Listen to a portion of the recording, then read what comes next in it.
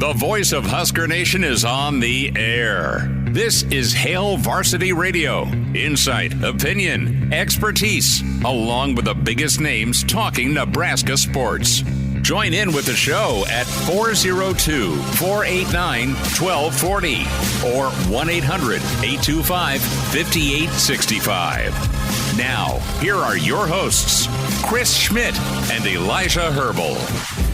Thanks for hanging out. Welcome to it. Thursday editions here. It's Hail Varsity Radio. We're presented by Currency for all your equipment financing needs. Go Currency. Chris Schmidt, Elijah Herbel, Connor Clark.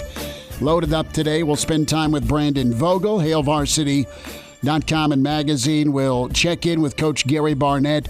Jeremiah Sirles will talk Husker offense with us in hour two. You're set to join us if you like. Some different ways to do that. Can find us, of course, on the Hail Varsity YouTube channel. Do that, Hail Varsity YouTube. Look that up and save it. Subscribe to it. Also, the Hail Varsity Radio Twitter feed at HVarsity Radio. Give that follow and make it happen there. 489-1240, the numbers to get in. Also, toll free across the state where you hear us, 1-800-825-5865. Can email Chris at HailVarsity.com. Find Elijah on Twitter at Herbal Essence. Find Connor Clark on Twitter at C_Clark_27. Can find me on Twitter at Schmidt_radio. Guys, we'll get into some gambling trends that are there. Some pretty favorable numbers when you look at Matt Rhule and his time in college. And also a good story from Mitch Sherman when it comes to the just where Nebraska's at, where they need to be with the offensive line, a little deeper dive into the O-line. But the theme today is, well, fighting. What did you make of what you saw from Nebraska's future opponent? Week 2, some of you are invading Boulder. If you do, get to Blur. We'll be there at Blur as the scene will be set for that early morning kickoff. If you're a red beer guy, a Bloody Mary guy, a screwdriver guy, or, dare I say, an orange beer guy, you will be hydrated with Blur before kickoff at 10 a.m. local time in Boulder. There's my spiel there. And you can have some prime rib and salmon with us with Gary Michaels in Estes. Just throwing that out there. But fighting. And what'd you think of this? Let's play the clip. It's the clip heard around college football the last 24 hours. Colorado had a bit of a scuffle on some goal line drills. We'll ask Gary Barnett about it in an hour. But here's Coach Prime losing his mind. I seen two of y'all walking off over there, and you got to keep teammate fighting. What they do that at? Nowhere. What they do that at? Not here. In one fight, we all fight. You understand that? No, sir. I don't want to see y'all walking off when somebody's fighting. Yes, sir. Never again. Okay, I like having your teammates back. I have a problem with a guy who never tackled anybody in the NFL yelling at people about being physical. I kind of kid. I don't doubt Deion's greatness. I really, truly don't. It was as good as it gets at corner in the NFL and at Florida State. But just letting them lose their mind, it almost seemed, dare I say, staged. It wasn't. It was an actual goal line, and you had some shoves by the big people at that second and third level.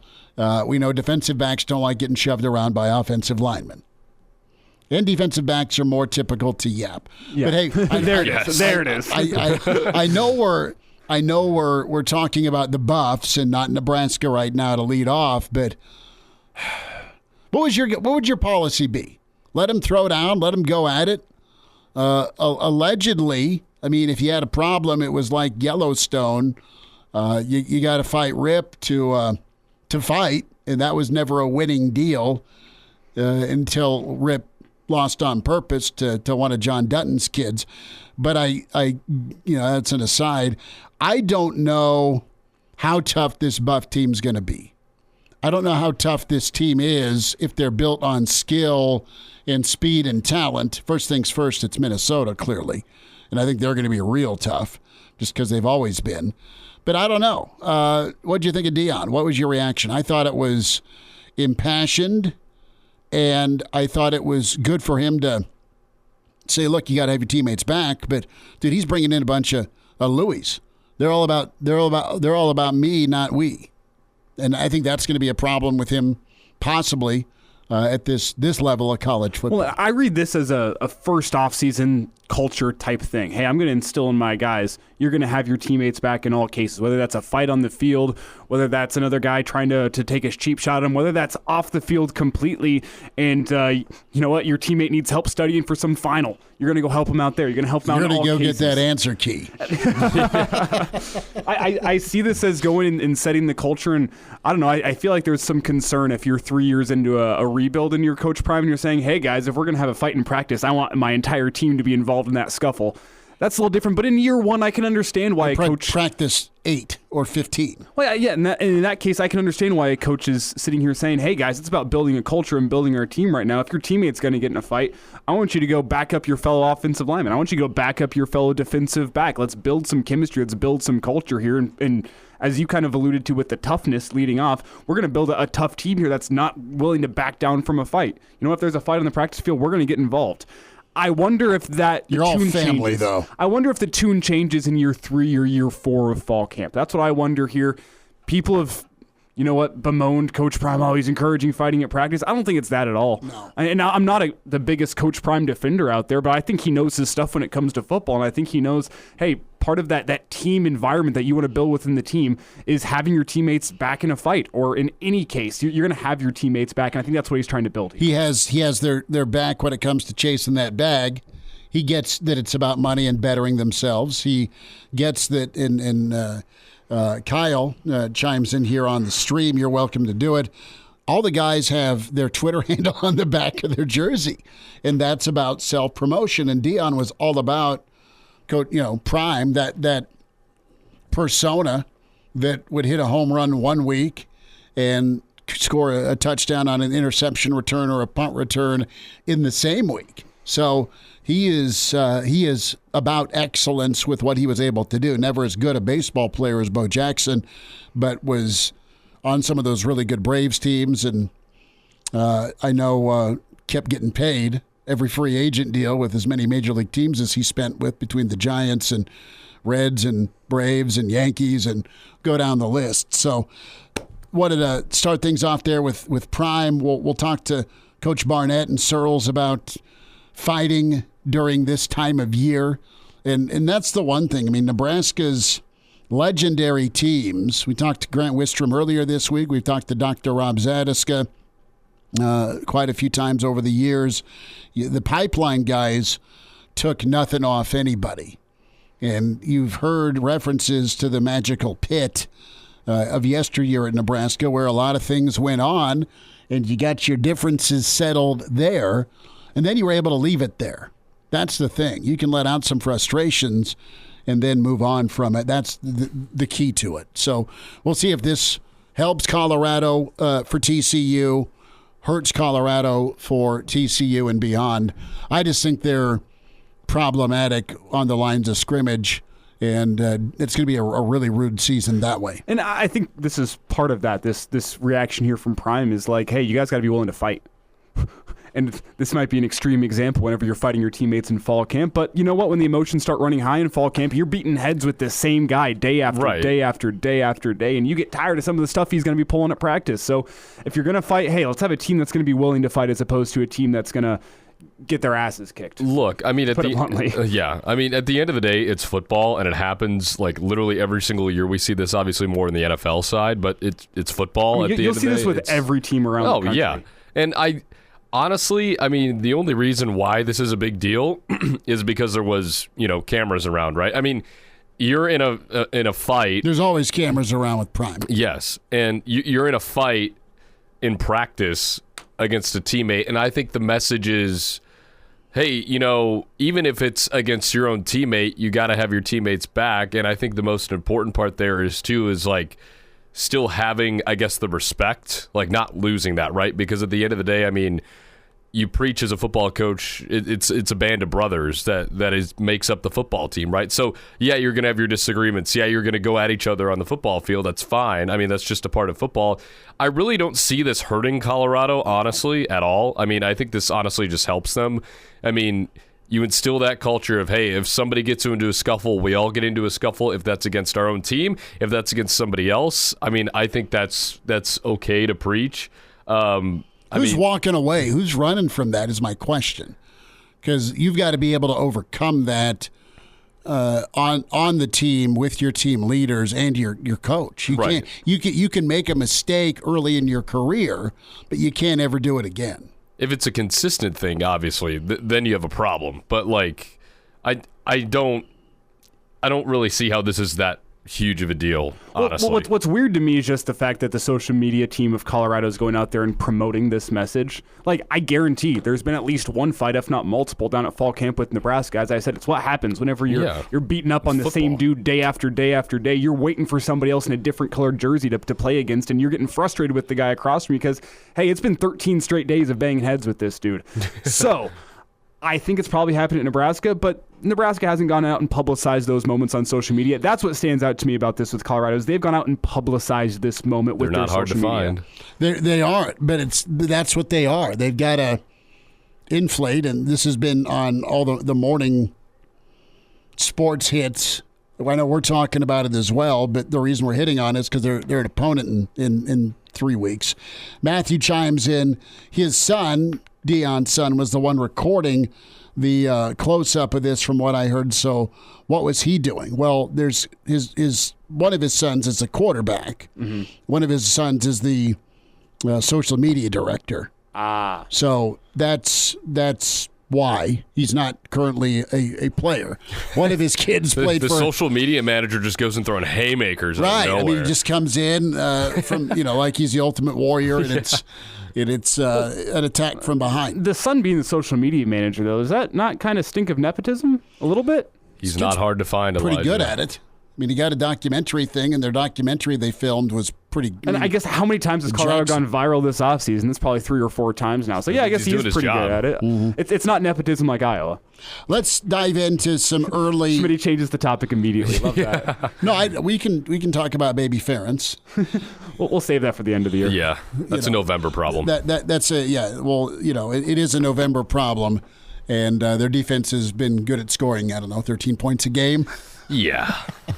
So let's talk coverage and betting, and CBS out with teams that are pretty phenomenal. For the last 10 years, when we talk about trends to consider for college football, since 2014, the last 10 seasons, Bama has been favored 123 times. They are the number one team in college football. Their record as a favorite, 112-11.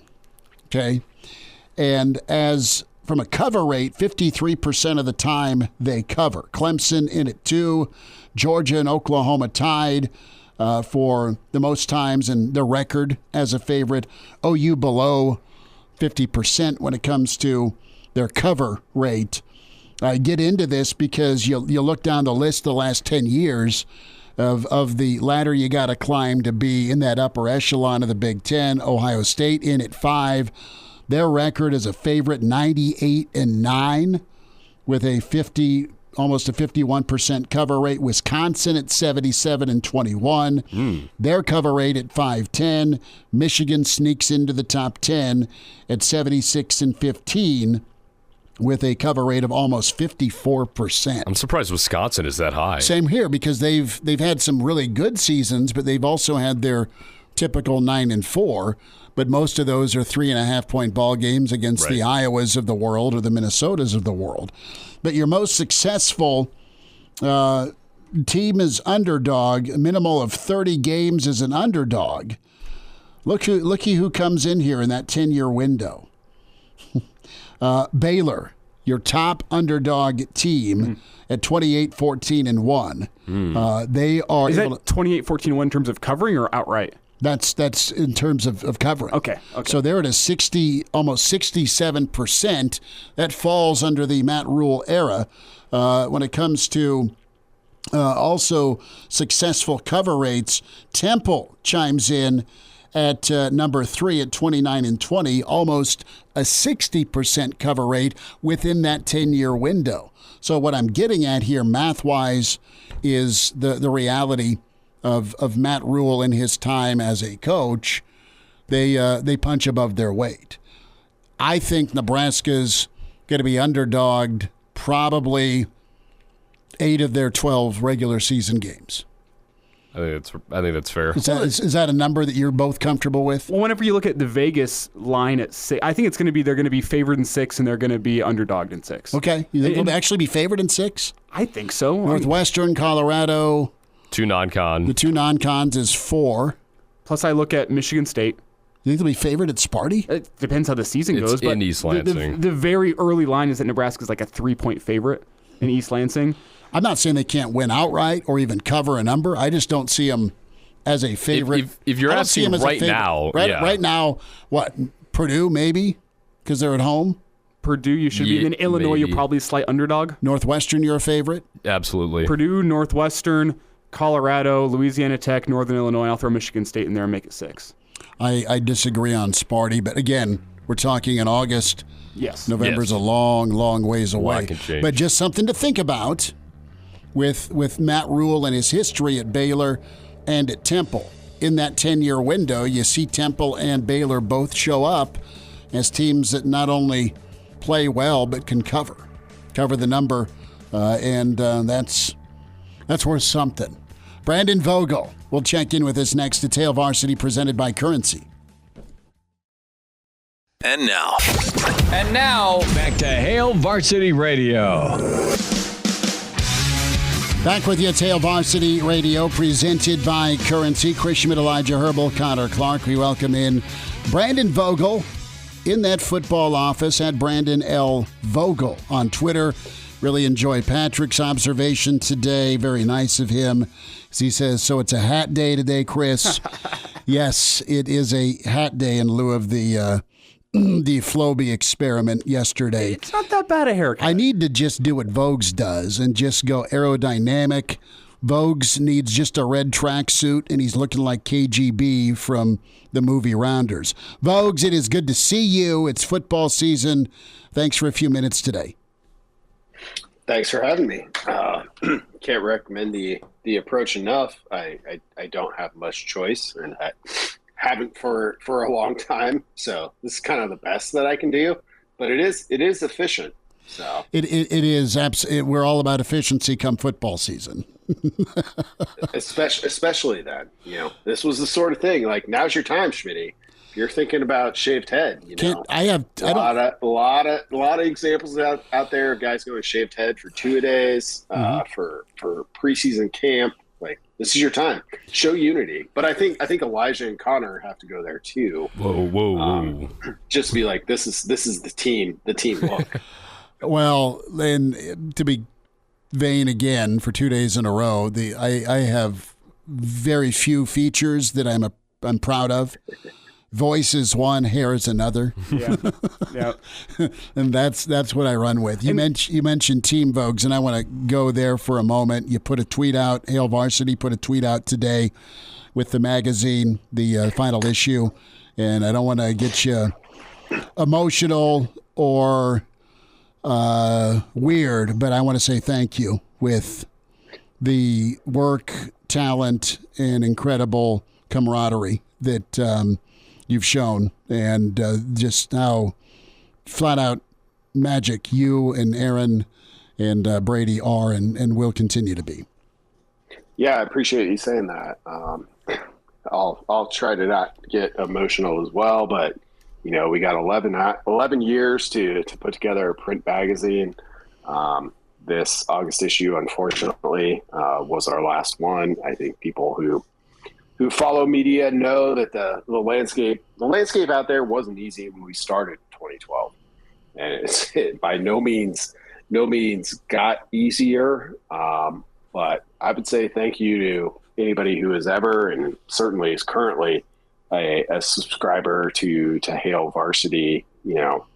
We really believed in print and putting out a monthly magazine that could be something a little bit outside of, so much happens on Twitter or whatever, X, I'm sorry now, or whatever other social media platform you see, like that's where you get the news. But even in 2012, like Hail Varsity was never intended to be that, because we have to print a physical product. And, there's, I feel very, very fortunate to have worked with the team throughout that entire process. We've had people who were there from the very first issue. We've had people who have come and gone. And we've had new people who were very much committed to that process. And it was very fun and rewarding professionally to get to do that for as long as we did. Wish we had longer. Feels like an exciting time for Nebraska athletics, regardless of whatever's happening to Hail Varsity, the magazine, the actual printed product. Like it does feel like an exciting time for Nebraska athletics, and it hurts probably more than anything to know that, well, whatever it is, whatever's to come, unfortunately, we're not going to have pages to print, kind of covering that or capturing that to whatever degree we could. Folks, well said. Very well said. And the magazine will be missed, Brandon. And tell me, through 11 years of hard work for you and the entire team, do you have any memories of making this magazine, any true Hollywood stories that stand out in your memory of things you won't forget from the magazine? Yes, the A.J. Benda. Imagine the voice going. I mean, a lot of them. I mean, there are two that kind of jump out to mind immediately. In our March of 2020 issue, like at the time that the whole thing was shaken down about COVID and, hey, what's going to happen? Basically, the weekend that they canceled the NCAA tournament, which from a sports perspective was the moment that I knew, like, okay, this is a big deal. We basically had that issue done, and we had probably maybe 24 hours to like flip it and turn it around. Came up with a cover concept that I still really like to this day. And I'm not the kind of person who like tends to look back on things and be like, oh yeah, you nailed it. You got it. And I'm not saying we nailed it or got it, but I'm still proud of that cover, almost 3 years on. So that was a big moment. There was another, I'm forgetting the year, but another year where we did a State of Husker Nation poll around the spring game. We took photos of fans, and this is all happening on Saturday, and we go to print on Monday morning. And I remember going back to our offices in downtown Lincoln, like we had our full team there. And it was just a really fun night. Like we ended up smoking cigars at the end of the night, which that's always a good sign. But like worked really hard until like 2 or 3 in the morning of like, hey, we've got all these amazing photos. Like we've got to write a story kind of encapsulating like this spring game and what it all means. And those are the things with print that sure, like can seem a little bit outdated, but those are the memories. Like a lot of my memories, like the ones that will really, really last, and I have plenty, are come down to deadlines. Like deadlines and limits, I think, as I get older, become pretty important in the grand scheme of things. It's like, here's what you got to work with. What are you going to do? And you got to figure that out on a monthly basis for a print publication like we did. Brandon Vogel with us, and at Brandon L. Vogel on Twitter. Vogues, thank you for sharing your time and your expertise, your passion, brother, on Nebraska coverage. Doesn't get any better with you and the team. When we're talking about trends and where sports is, I mean, you can't blink and there's not some sort of line out there for gambling. Even in the state of Nebraska, it is legal to wager, just not when Nebraska's playing in Lincoln. But Elijah pulled some numbers from Phil Steele, and I want to go here with you because you're a numbers guy as well. And just does it sway your outlook for this season when we talk about that 6-6 line to hit if you're Nebraska? Rules history when it comes to being an underdog with some younger new teams and some outright upsets, and also, great teams cover, that old saying. Yeah. I mean, I think being the underdog is a key piece of this. So a couple of things that I think we've like ventured into on previous shows, but we'll pull up here again. So back when Nebraska fired Scott Frost, like I kind of put out a post on HailVarsity.com of like, hey, here's every like maybe wild, maybe totally unrealistic, but getting here's all the coaching candidates. And I looked at them from two factors. One from McAlee Sports of like, hey, here's a model we built for this. The other one was an against the spread record, because I do think that's valuable. Not from a betting perspective of just like, hey, you basically make every game almost a coin flip. And how do coaches do against that? Matt Rhule, who was on that initial list, had the third best record among the 17 coaches that I wrote about for that. And his against the spread record was 0.610, which is remarkable. Like, I think Nick Saban's probably at like 0.560, somewhere around there. Like, I mean, this is a sign that the spread works, right? If you can make Nick Saban a guy who basically wins half his games, like that's what it's designed to do. And Rhule was far above that. The two guys he was behind were Chris Kleiman at Kansas State, who only had 3 seasons at that point, and Kalani Sitake at BYU, who had a little bit longer stretch. But I think Kalani Sitake is a guy who's really, really valued in coaching circles. And he's playing with 30-year-olds. Yes. Yeah. So Matt Rhule was there through his 4 seasons at Temple, his 3 seasons at Baylor. That's all we had to measure at that point. And it was just a guy where you could look at the against the spread record and be like, whatever the spread is, whether he's favored, whether he's an underdog, like they play better than that. And that really stood out. And the updated SP Plus rankings came out. I like put all that stuff in my notebook. Actually, just this morning was looking at it, and like Nebraska's based on the SP Plus ratings, which are not like gospel or anything, but they're only favored in like 4, maybe 5 games. So you're looking at a 6.5 win total. At least that's what it was last I looked. I haven't seen what the markets have done to that. Like, you got to go uphill a little bit. And you really gotta win those non-conference games, because that's where Nebraska is favored. That's 3 of those games that they're favored in based on an SP Plus or a similar power rating. So we'll see. I mean, we get one right out of the gate where you're going to go to Minnesota. You're not going to be the favorite. Like, we'll see how big of an underdog you are. But we'll learn something about Nebraska either way. And Matt Rhule's against the spread record is worth looking at if you haven't already. And I just have the numbers in front of me here, Brandon. In 63 conference games, Matt Rhule has covered in 43 of those games for a 68% cover rate. And in true road games as a college coach, there's been 40 of them for Matt Rhule. He has covered in 28 of those, a 70% cover rate. That's remarkable. And for a coach who's coached long enough, and I would say 7 seasons for Matt Rhule, like, you're good. Like, those are huge numbers. They really are. And like, I understand as a fan, like, at the end of the day, you just want to win the game.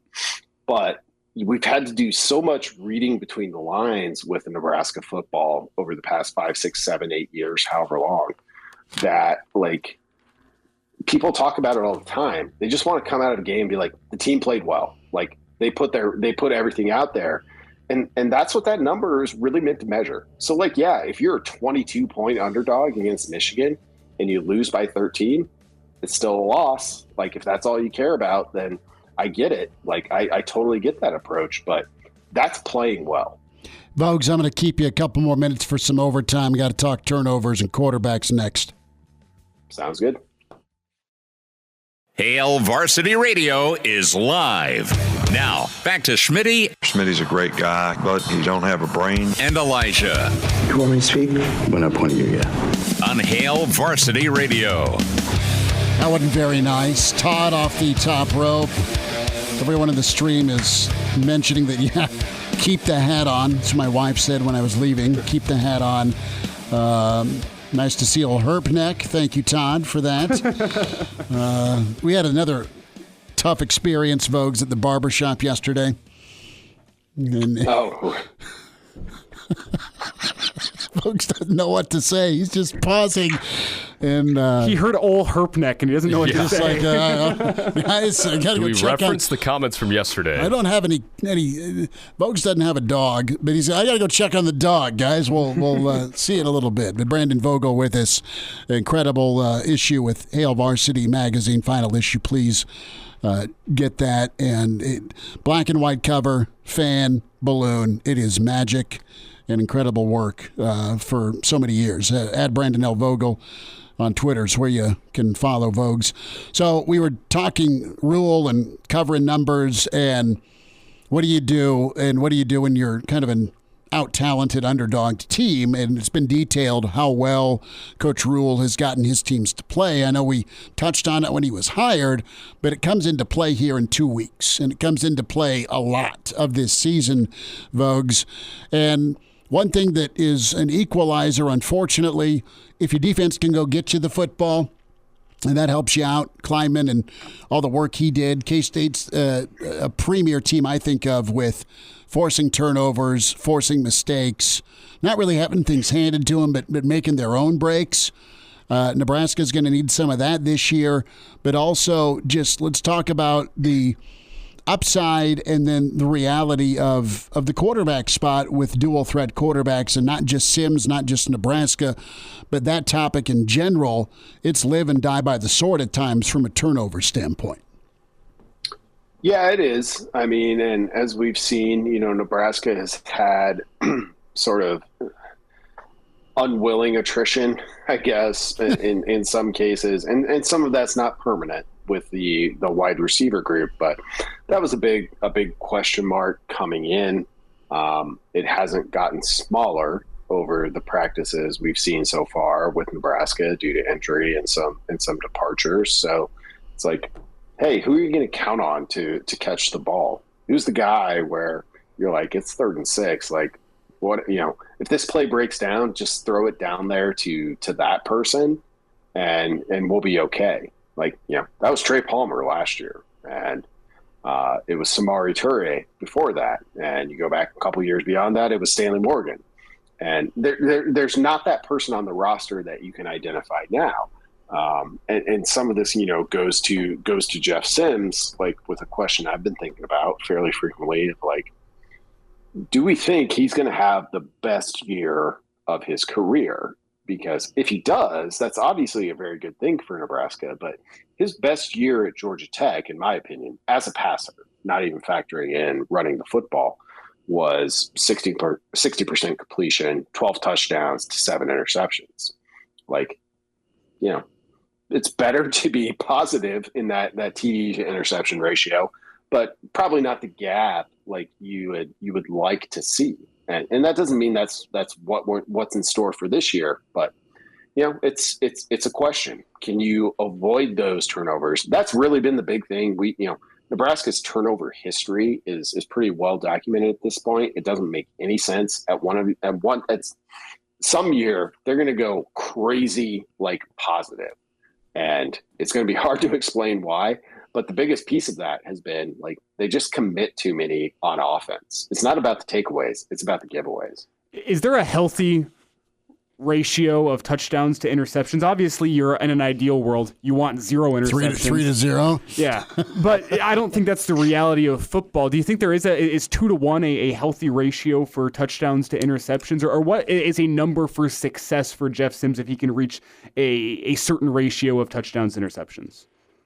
Yeah, I think 2 to 1's a like fair starting point. And I would have to go back and look. I'm going to guess like that's Sims hasn't been at that point during his Georgia Tech years. So you think about that, like that's kind of your like pretty good Big Ten quarterback. Like if you're like, yeah, they threw 20 touchdowns and 10 interceptions, be like, okay, 2 to 1, like, you talk about somebody like Caleb Williams, and I don't know his numbers off the top of my head either, but or even some of those guys like some air raid guys from the past, or some people who are in a lot of passing offenses, like Colt McCoy, to go way, way back, was a really good example. Like that guy almost never threw interceptions, and when he did, Like, I remember writing in 2009 going into that Nebraska-Texas game. I was like, Nebraska needs to force 2 interceptions here. And I think they got 3 in that game. They did. And it gave them a chance to win because Colt McCoy almost never did that. In fact, I think he was, don't quote me on this, but like, I think he was close to undefeated if he threw fewer than 2 interceptions. So that's, that's kind of where you're at. You get to 3-1, 4-1. It's like, okay, well, you're just kind of, you're in a video game offense at that point. So I think between 2 and 3, like, you're in a really good spot. 2 is probably the minimum you need to have. You mentioned the Colt McCoy. Dejon Gomes was your culprit. He was that good in the backfield, defensive backfield for Nebraska. He had 2 of the 3, I think. Problem is Zach Lee handed 3 over of his own, and you ended up net 0. Think about that game, damn it, if you go +3 in the turnover battle. I mean, Nebraska, though, means Alex Henry's kicking and kicking and kicking, right? To Brandon's point, Nebraska had a quarter of Colt McCoy's interceptions that season in that one game. 12? He threw 12. Without Nebraska, he would have thrown 9. In his career, 112 touchdowns to 45 interceptions, which was hurt by his sophomore year when he was 22 and 18. Everywhere else, he had better than a 2-to-1 ratio. And actually, for 2 of his college seasons, he had better than a 3-to-1 touchdown to interception ratio. Well, Colt had a tear or 2 going down each cheek when Ohio State went into Austin and smacked them. I did relish that. Vogues, we will let you get back to it. We love you, and we will talk to you Saturday morning, all right? Sounds good, guys. Appreciate you. There he is. Brandon Vogel with us. Incredible work and work ethic and talent with Hail Varsity Magazine. And him and Aaron Sorensen, Brandon Vogel, and Brady Oltmans. We'll talk to Brady tomorrow, but lots going on. We've kind of been centering around the spread and gambling stuff. Good story from CBS Sports Line.com on some trends for the college football season. But those numbers are just fascinating to reiterate with Rhule because it's going to be front and center 2 weeks from today, guys. Just what can you do? I think Nebraska's got, on paper right now, I mean, I love what upside there is with a guy in Sims at quarterback with this offense. I mean, Minnesota's quarterback and Minnesota's offense is cautious, but they're refined. They know what they are. And there's a quarterback that's a returning starter, one of few that's not a transfer guy in the Big Ten West. I mean, Minnesota may be the only spot that doesn't have a portal quarterback this year in the league. So that's something that I know Minnesota's going to hang their hat on. We'll wind down. Go ahead. I'll just say quickly, you love the upside of Jeff Sims. I'm with you there. The question to me is how much pressure is going to be on his shoulders this season in terms of doing everything for the offense? This is going to be different. In past years, it was Adrian do everything. All right. This year, it's like, all right, go make a play, but you've got some help. We'll wind down hour 1 with Hail Varsity. And now, back to Hail Varsity Radio. Coming up in hour 2, we'll keep a bit with the Fight Club theme and the topic of how much do you run your quarterback. Gary Barnett in 10 minutes. Jeremiah Sirles, old Sirles, going to be back with us. Husker offensive lineman extraordinaire, longtime NFLer. Reminder about your friends at Dyer Law and workers' compensation. Are you confused about the options of your workers' compensation claim? Is it something you need to investigate? Put your trust in the team at Dyer Law to help ensure that your rights are protected and that you get the settlement you deserve. Give Dyer Law a phone call today at 402-393-7529 or visit Dyer.law to chat with a trusted professional about your workers' compensation claim. Dyer.law, 402-393-7529. If I do a group field trip with you, Elijah, and you, Connor, and we drive on down to the old Warhorse, and we take Mama's money and we each get $50. Yes. Right? Little allowance. How are you wagering 2 weeks out? You taking Minnesota and laying the points? You taking the Big Red and grabbing the points. We'll just say right now, for fun, 2 weeks away from tonight, as we'll be in Minneapolis at the Graduate ahead of kickoff, say Nebraska is getting 7.5. We're going to say 7.5? That's where I'm going to settle right now. That's tough. It's really tough because you've got some guys you're waiting to get updates on from Coach Rhule Saturday morning. Who's healthy, who's available, who's ready to go. Can I do the cop-out and go under 46.5 points? You just should take the under? I think that's... You watch this thing be a freaking shootout, right? Even for these two teams, I think that is like the lock of the year. You're going to burn this tape, both of you. Under 46.5. That 46.5 is a lot of points for two teams that we can assume are going to be committed to the ground game. I think it's an absolute lock that it's an under. I think this thing's 17-10, 17-14. I'll grab Nebraska covering the 7.5 point spread. I don't think they'll win, but I'll grab them covering that number. We've just built up and puffed up the cover number for Coach Rhule, so I get it. I think they could cover but not win, and I think it's going to be one of these turnover battle.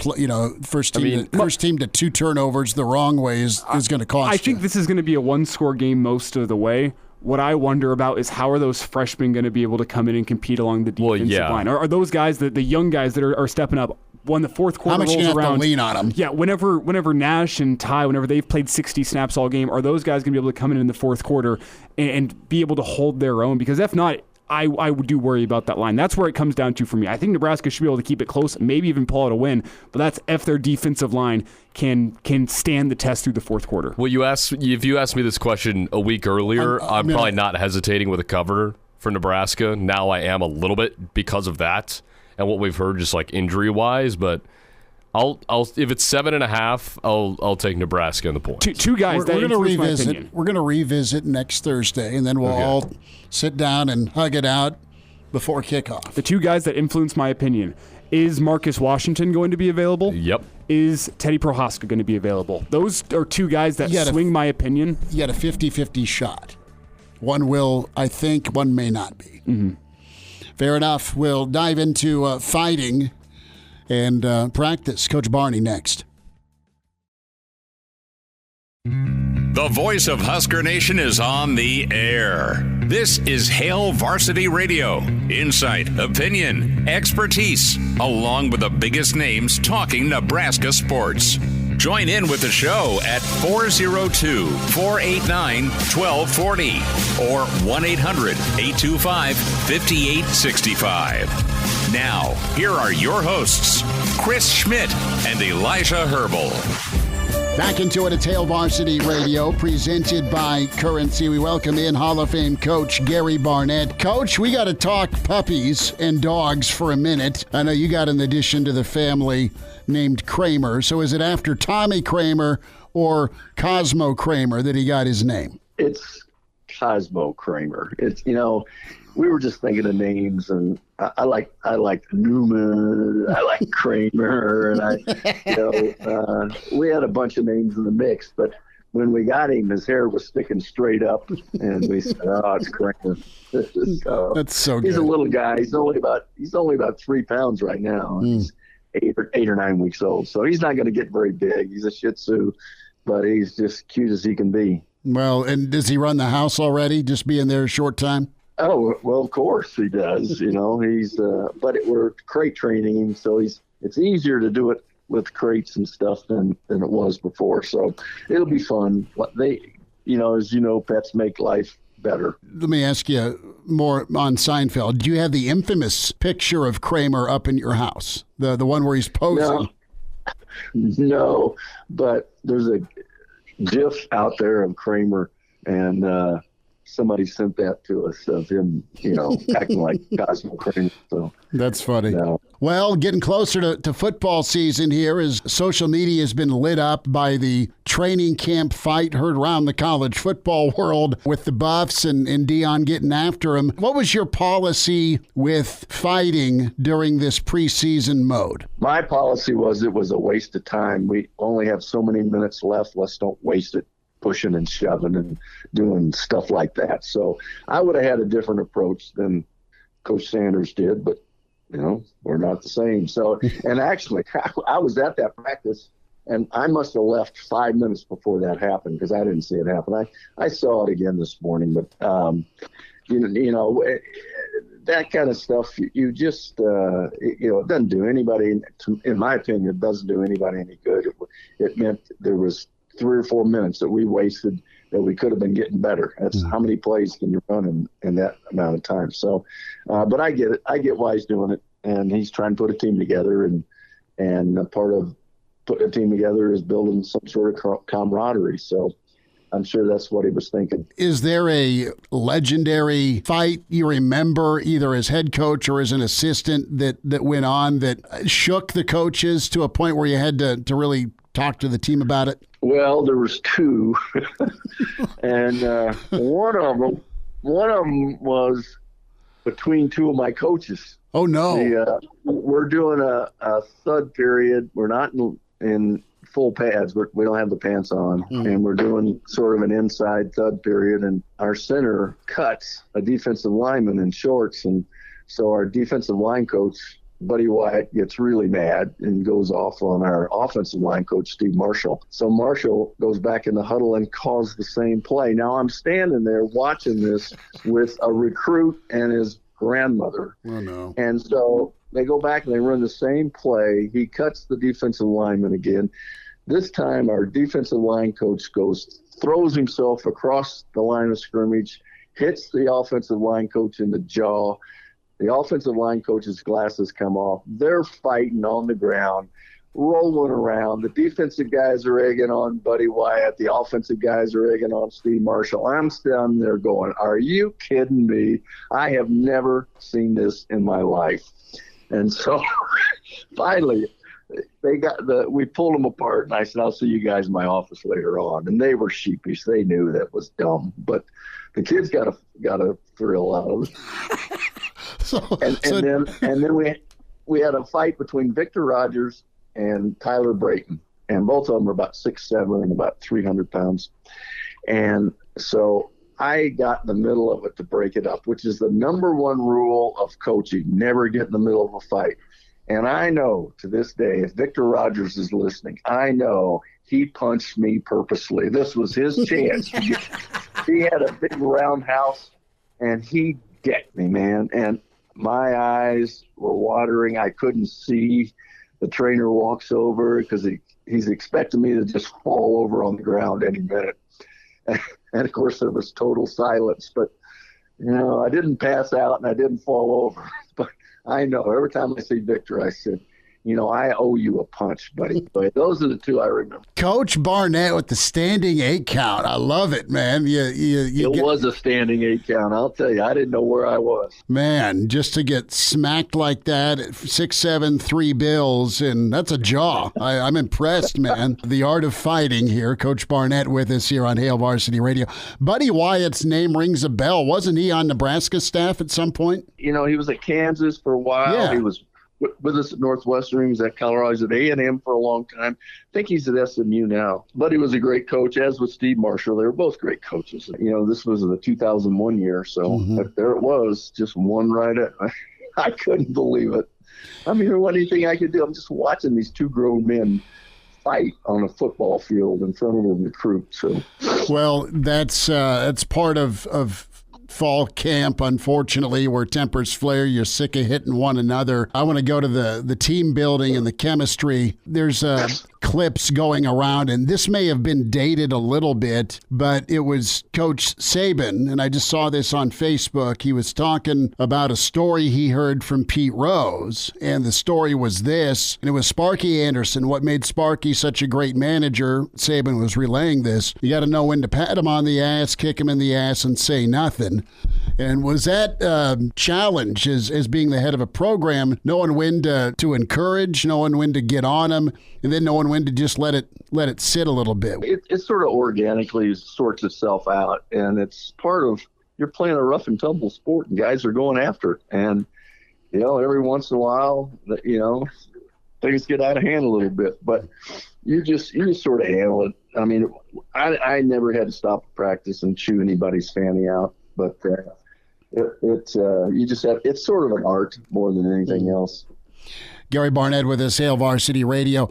Coach, want to get your thoughts with Nebraska here, and Minnesota's looming 2 weeks from today, and we're wondering what exactly the offense can be good at in 2 weeks. The offensive line continues to grind away.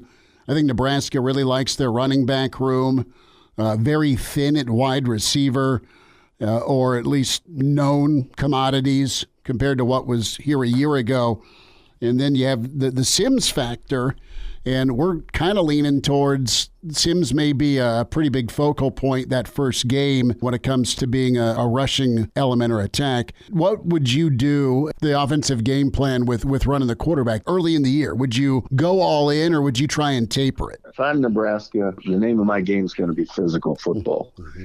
And, if I have what you just reported is on my team, the one thing an opening game team is not ready for is to get hit right in the mouth from the first play to the last play.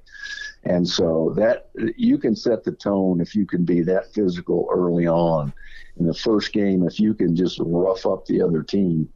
And because they haven't been, you haven't practiced tackling that much. The most tackling you get in the whole year is in a game. And so you don't tackle as much in a whole preseason as you do in one game. And so making the other team, get off the block and make a tackle on whoever it is, you can control that dynamic. You're going to win the game. You're going to be close no matter who you're playing. So, for me, if that's who Nebraska is, that's who I'm going to be the first game and the first play. And, you better get ready for it is the way I'd look at it. Conversely, what do you look at with TCU and the Buffs for that first game? What do you see Colorado having as a strength? And we'll get more into it here in a couple of weeks, I know, but just with from the onset, what's impressed you with Colorado? Well, I think Colorado's going to have a lot of skill, both sides of the ball, and they're going to have to develop physical football inside on offense and defense. And so I think TCU will test that. TCU's got a lot of new players as well, but I think they want to play a pretty physical brand of football. So I think 2 weeks in a row, the Buffs are going to have to line up and play pretty physically to win the game. I think between that game and the Nebraska game, it's going to be two pretty similar type teams. I think TCU is going to throw the ball more, and I think they are very skilled. They've got a lot of good receivers, so we'll see that. But I do think that both teams are going to play physical football. Numbers-wise, I know it's a complete roster flip. Do you like, from what you've been able to see, what the interiors are, or is it still a bit of a work in progress right now? That's still a work in progress, in my opinion. And it usually always is, unless you've got a real veteran group coming back and you've got 7 or 8 guys that have played a lot of football together coming back on both sides of the ball. Then it's still a work in process. I mean, they have at least 2 more weeks of practice. So, that's what they're going to try to do in the next 2 weeks. Gary Barnett's with us, Hail Varsity Radio. The Bill Conley FPI final make it S&P numbers came out, and you have Georgia and you have Bama, you have Ohio State, Michigan, the top 4. There's a little bit of a gap, Coach, between Michigan, I should say Ohio State, and then LSU, and then there's Penn State and SC and Clemson and Florida State. Of those teams kind of outside the top 4 that we think are at least the 4 best preseason coming in, who do you like? Do you like what LSU could be? Is Penn State sneaky good? Does Clemson get back? Maybe Texas is a conversation piece. Who's another team or two you like that could challenge for a playoff spot? The funny thing, Chris, we could have had this same conversation 25 years ago. That's true. It's the same team. It's the same teams. It's amazing. It's the same teams. I don't know. I've got to watch these guys play. two weeks worth of injuries potential and opening game injuries. And, you look at the first week of the season, there are a lot of great matchups, but there are some good ones. So I don't know who to say right at this point in time. But I think it's just interesting that there's the same teams we could have been talking about 25 years ago. I'm fascinated to see who has a bounce back season, and I couch that by saying bounce back in context with everybody else versus what's been ongoing. Clemson was 10-4 last year. Bama was 11-2, and I know that you've got a new quarterback at Alabama, but there are rising expectations. I'm anxious to see LSU just because I like Jaden a lot at quarterback. LSU had some big wins last year, and Coach, I think folks are sleeping on Penn State a little bit. Their offensive line's pretty talented, really good at the running back spot. I know they got a high flyer at quarterback that's a 5-star. He's super young. But I think there's just this assumption that Penn State will be really good, but they're not going to get by Michigan or Ohio State this year. Well, I sort of agree with you. I was looking at the freaks list yesterday. Yeah. They had 40 of the freaks, which are just guys with great strength, size, speed, just cut above everybody else. I think Penn State had 3 on that list. Mm-hmm. And so, I got to think that Penn State could be a sleeper in all this stuff, but we'll just have to see how it folds. That's what's fun about it. You don't really ever know, but it's still the same teams, Chris, no matter what. Well, one of those teams, the Washington Huskies. What do you like about Kalen DeBoer in Penix? And that's another team, Washington, that could make a push to be in the playoff again. I love Washington. I love their offensive coordinator. They had. I saw a couple stats last year. In one game, they had 480 yards on first down in one game. Wow. So, his name escapes me, but I met him last year when we played out there, and I've got 2 coaches that are coaching at Washington, but that is really a good football team, and Penix is really a good player, and that combination of how that offensive coordinator calls plays and DeBoer is just a terrific guy and a really good coach. So I like that team. They're to me the second best team, if not the best team in the Pac-12. I think they absolutely could be. Gary Barnett with us, Hail Varsity Radio. Coach, we'll get you out, but golf plans this weekend. What are you doing with the barbecue thing? We haven't talked barbecue in a while. Yeah, that's sort of been put on the back shelf. The kids, when the grandkids come over, I did ribs once, but they're not a big barbecue rib. So, but a little golf this weekend, club championship. I'm one of the also-rans, so we'll play in that just so I can play. But that's about it. So, is your name on the wall at all, though, in the club? Not in this club, no. Other than I'm on the membership. There we go. Well, Coach, good luck to it. Thanks for talking some ball today. All right, Chris, great being with you. Good stuff from Coach Gary Barnett with us, Hail Varsity Radio. We'll get caught up on Nebraska and the outlook from Mr. Jeremiah Sirles, a longtime Husker lineman, NFLer, and his take on the offensive line, quarterback situation. Sirles next with Hail Varsity. We're presented by Currency for all your equipment financing needs. Go Currency. And now, back to Hail Varsity Radio. Back into it. It's Hail Varsity Radio. Let's check in with our favorite Husker NFLer and agent, Jeremiah Sirles, with us at Sirles71. _HSKR. He is all set to roll. And Sirles, what do you know, man? 2 weeks from today, it's time to roll the sleeves up. Yeah, no, I'm excited, man. I'm excited to be in Minnesota for that game. I'm just excited to watch new football. I'm so tired of watching old tape and watching old games. And I mean, it's the preseason's just like this little titillating taste right on your tongue, right? You're just like, it's right there, but it's not really real. Like, it's not really real. Like, we're so close to Saturday and Sundays in the fall that are just the best. It is 12 of them. And, what makes you feel better about this year with Nebraska? Where do you think the guys could look better? Yeah, I think for me, the thing that makes me more excited and optimistic for this year is being around Coach Rhule, seeing how he runs practice, seeing the standard that he holds guys accountable to, and just seeing the way that he's building his culture. I know that culture doesn't always turn over to wins right away, right? It's not if we build the culture, then we will win right away, right? A culture is a long time to build. It takes years to get your guys in, to guys buy into your culture.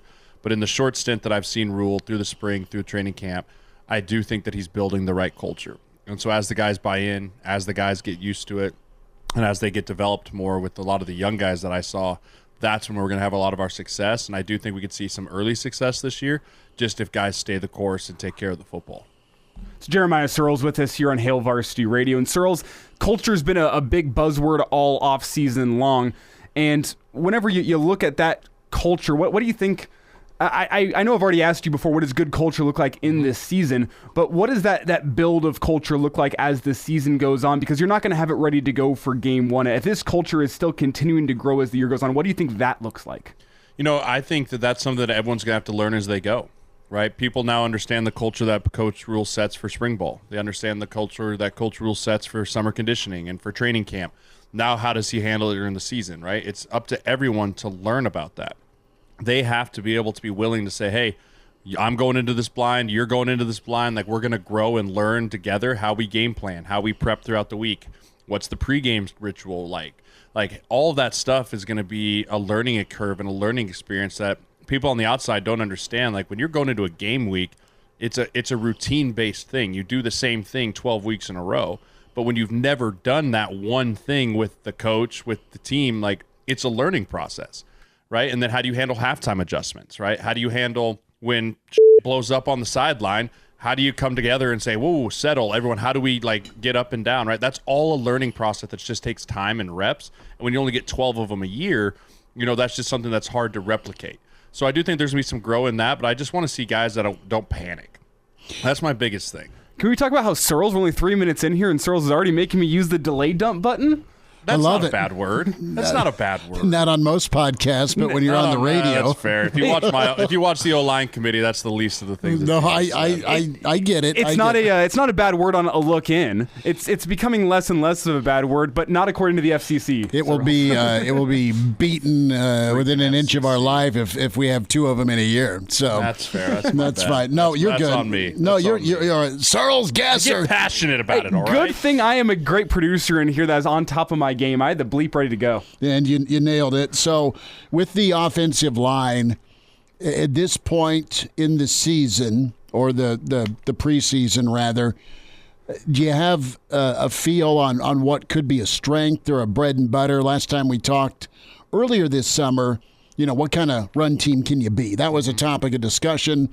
Your lines at Nebraska were really good at finding ways to be pretty, you were athletic, you were big, you could open holes between the tackles, but you also had backs that could get to the outside. So there was really a pretty various attack by your run game when you played. Yeah. Looking at this offensive line and, hearing some of the praises that are coming out of camp for the guys inside, right? Ben Scott, Nuri, Ethan Piper, like that makes me really think that we're going to want to be an inside run team. Right, an inside A-gap type of run team, whether that's inside zone, whether that's power, whether that's a mid-zone. Like, I think the strength of our O-line is obviously our middle three, so let's make sure that we run behind those guys. Not saying nothing against Ben Hart, nothing against Turner, nothing against those guys, but, I haven't heard as much man, look at the way those guys are rolling dudes off the ball, right? So I think that we're going to be more of an inside run scheme. And I think that we're going to do it a lot because also Gabe Ervin and Anthony Grant are more power hitters, right? They do have the chance to bounce it outside, but I think those guys are going to be most successful when they just trust it inside, right? 4-yard run, 4-yard run. and then that 4-yard run turns into a 6-yard run, and then the fourth quarter he breaks the tackle of a safety and he's off to the races. I think that's going to be the recipe for success for this run game. I do think we'll sprinkle some stuff outside, whether it's a pitch play or a pin and pull, but I don't think we're going to make a living on the outside runs. How about quarterback run? What's the right number there? And Rhule told us, listen, it's going to be more quality versus quantity. That's my read into it. You don't want to get your quarterback killed, but you had a big dude that's a difference maker and can be in the red zone. Yeah, I don't think he's going to have a ton of just true designed quarterback runs. I think a lot of Jeff Sims' runs are going to be off of reads and also off of just making things happen, right? Like I think it's like a play breaks down, and he's in. I mean, how many times do we see that with Adrian and with Taylor and with Tommy, right? Like they can just create, right? If it's man coverage and they send a blitz and all of a sudden the receivers are running and all of a sudden everyone's back's turned, he can put his foot in the ground and gain 15, 20, 30 yards, right? I think you'll see a lot of that. I don't necessarily think you're going to see a lot of like QB powers, QB sweeps, like those type of things, because we have such a good running back room. Like, let those dudes take the beating, right? Those dudes that's what they're built for. That's what you pay them their money for. Like, that's fine.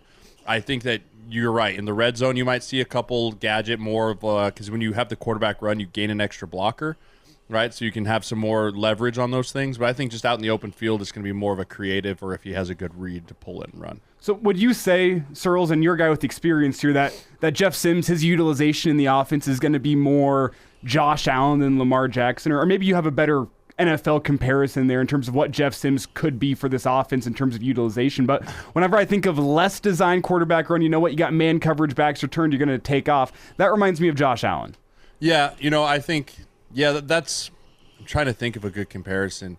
I want to say – that's probably a good one, where it's not designed, but he can just make stuff happen, right? He just creates, kind of like the early Cam Newton days. Sure. Right? The early Cam Newton, or even Andrew Luck, right? Like Andrew Luck was a great one where you didn't anticipate him taking off, but all of a sudden he took off and run, and you're like, oh, dude's got some wheels. Sneaky athletic, right? But then he ended up dying because he got hit 100 billion times, right? But I think that's a good comp of a Josh Allen. He definitely doesn't have the arm of Josh Allen, but that's neither here nor there. Not many do. Yep. Jeremiah Sirles with us, Hail Varsity Radio, talking to Coach Barnett about fights, and I want to go there because social media was in love with the Buff Rumble yesterday. Was there a no-holds-barred Royal Rumble type moment from your time at Nebraska between the offense and defense? Tell me about a memorable fight. Spring Ball 2010. Spring Ball 2010. It started during one-on-ones, right? O-line and D-line got chippy during one-on-ones. There was a few fights during the one-on-one period, and Bo came over and was like, none of that anymore, that. Right? And so then all of a sudden we get to the next team period, and Kenny Bell catches a ball over the middle, and Harvey Jackson just kills him, right? Bang! Right in the middle, just murders him. So you see all 5 O-linemen run over to Harvey, and we just start kicking the crap out of him. Like I remember Spencer's hammer fisting on the face mask, Quali's trying to drag a leg off, and then it was just mayhem. Right? And you? Oh yeah, I was jumping on top of everyone. Okay. Right, and then it was just full melee. Right, whole bench clears, offense, defense. It's just a mayhem. We finally get it all broken up, and Bo kicks Kenny and Harvey out of practice. Then he kicks all the media out of practice, and he's like, you guys just want to fight, huh? Fine, we'll just pencil roll. And we ended up pencil rolling 700 yards. People were throwing up everywhere. Brandon Kenny wasn't right for 3 days. And we never had another big melee fight after that because Bo's like, fine, you want to waste my practice time? Then we'll just roll. We'll just roll. We'll just roll and roll and roll. And you're rolling. He didn't stop you if you got off track. You just kind of rolled into the wall. Then you had to get back up. Oh, it was miserable. I'll never forget. This would have been a year later. I came and watched practice. Patrick Pliny was on my youth football team, so we got to go watch practice once a year. And that was Michael Rose's freshman year, his redshirt year, and there's goal line activity going down. So it's inside the 5-yard line, a lot of power run. And I think it was Kenny Bell hit a crackback block on him that he took exception to. And a mini melee started until the coaches start yelling something about, there's kids here. You guys really going to do this in front of the kids? And that seemed to break it up pretty well. And Michael Rose, was steaming heading to the side. But that was my one time seeing a college football fight and being like, I'm not sure I'm built for this. Did Carl ever get after the offensive coordinator or O-line coach? Oh, Barney and Carl. Yeah, tell me this. Barney and Carl almost went to blows many a time. Who are you betting on? I mean, in that time, Barney. Now, not Barney, right? Barney's broken now. I love Barney, but he's broken. But, like, back then, Barney was like, don't you ever yell at my guys. No! Like, he'd get after him and maybe belly bumping. And, yeah, they got after it. Kaz and Garrison got after it a couple times. Kaczynski and Garrison got after it a little bit my senior year. How about that? Who you betting on there? I don't Garrison, probably. I don't know. They're both crazy. Like, they both would be biting and scratching and clawing, and like one pull a shank out from somewhere. Like from socks. They're both nuts. But yeah, the coaches definitely got after it a little bit too. Sirles, was there anyone on the team that, you know what, if a brawl was going to get underway, you were going to avoid the hell out of them because you knew you were going to get beat up? No. No? I mean, when you have a helmet on, you're indestructible. When you have a helmet and you're 320 pounds, like, what's going to hurt you? Like, seriously, like, and that was kind of the mentality. He was always like, yeah, I mean, I'm the biggest one out here. Like, nothing's going to hurt me. Now, in a fist fight, street fight, yeah, there's plenty of guys that I wasn't going up against. But helmet on, everyone's game. What about Sue? Did he throw people around? I watched Sue. Sue punched someone in the back of the head and knocked him clean out cold one game. And he woke up as he hit the ground. So, and then they sent him on a lap, and then he came back and finished practice because Bo was like, "I need him." So, yeah, Sue could fight with the best of them. Jeremiah Sirles with us, Hail Varsity Radio. About NFL training camp. Only in the joint practices. They always happen in the joint practices, and it's always day two. It's always day two because here's what happens: in day one, you go into camp. And everyone's like, hey, no fighting. We're here to get better, yada, yada, yada. And then, like, something happens during camp where the offense has a better day or the defense has a better day or whatever it is. And then you get into meetings that night, and your coach is just like, oh, so we're just going to let them walk all over us, huh? Yeah, we're just going to let them we're just going to let them practice. It's not about us. It's about them, right? And so the coach just kind of gasses you up. And then you go out there day two, and it starts to fester, and all it takes, it's just a powder keg. Like you've seen it. It's just one extra shove. Like, it's not like a big deal. It's like one extra shove and then game on. We had a big fight in Cincinnati. Adam Thielen tried to fight Pac-Man Jones, and we were all like, Adam, you don't want those problems, buddy. Like, that dude will rip your teeth out, right? And we all kind of like pulling Adam away because we're like, we don't want you to die. We need you this year. But, like, yeah, that was the big fight against Cincinnati. Sirles, when we look at Minnesota and Nebraska back to 2 weeks from today, yeah, what type of game do you think this is going to be? Is this thing going to be a 17-14 deal? We'll revisit, obviously, before kickoff, but I'm just wondering here, is Nebraska early on going to have to be leaning on the defense, or do you think there's enough with the offense they can maybe even go heavy with a couple of tights and two backs? I mean, Minnesota's going to want to play Minnesota football, which is boring, control the clock, stay ahead of the sticks football. Right, and I think that's what they're going to come out and try and do because they're not real sure what Tony White's going to have for them. Like, they do have a slight advantage that they played Syracuse in the bowl game last year, right? So they have seen this defense, but it's going to be a completely different defense with different bodies, guys everywhere. So I think they're just going to try and come out and be like, hey, we're just going to run what we do well, which is just zone and RPO, right? Just mid-zone, RPO, mid-zone, RPO. But I think if we can get them behind the sticks with creating negative plays, then I think we'll have a chance. I do think that this is going to be a probably like 17-21 game just because the possessions are going to be limited, right? This isn't going to be a back and forth shootout just because that's not how Minnesota plays football, right? I do think that with our offense, we're going to cause some issues for them just because their up front isn't great this year. They have a really good secondary, but their front seven is young.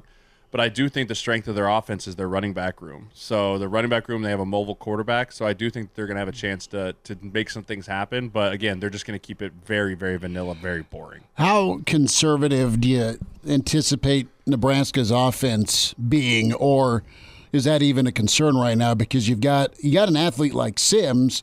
I would assume you'd let him do his thing. But you got to worry about turnovers at the quarterback spot. It's been an issue for Nebraska for a long time.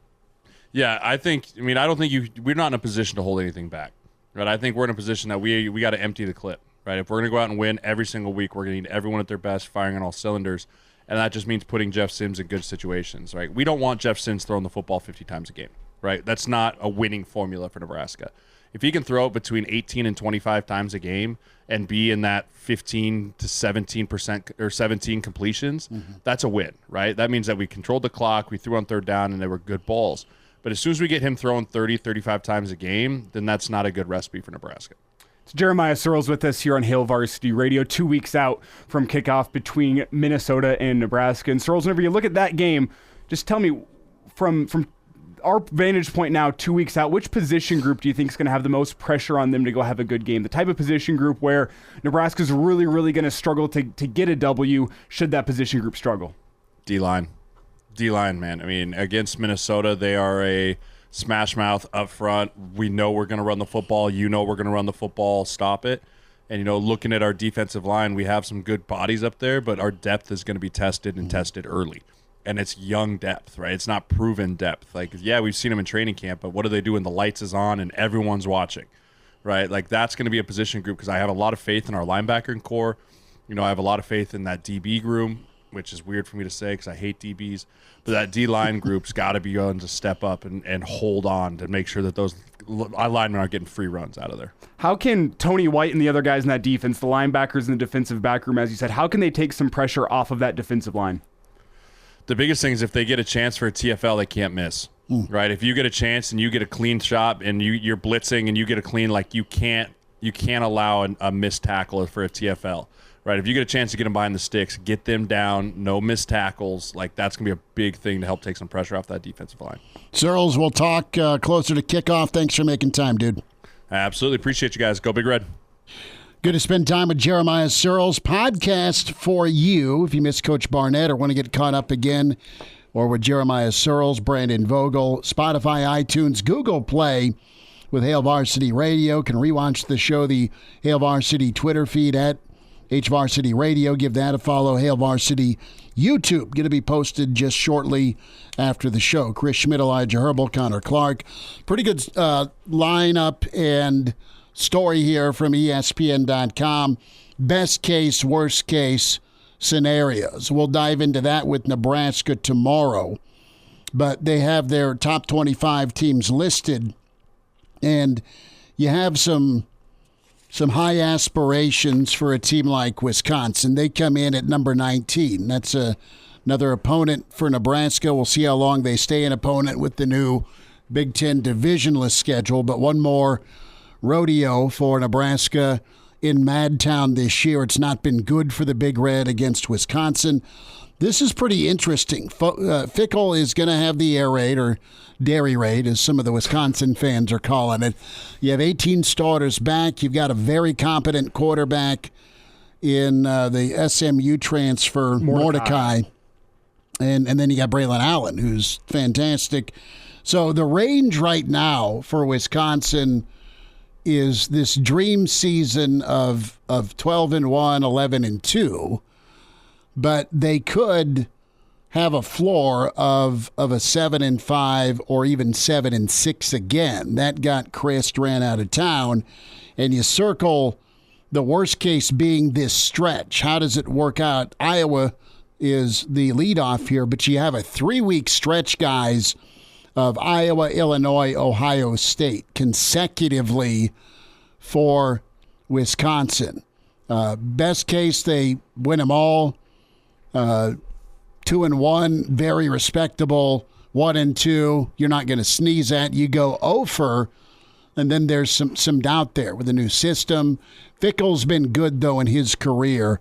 How does that grab you with Wisconsin? Are you more likely to? I would hedge between both and say a 9-3 regular season for them. I still think that's. They're also at Washington State. That's early in the year.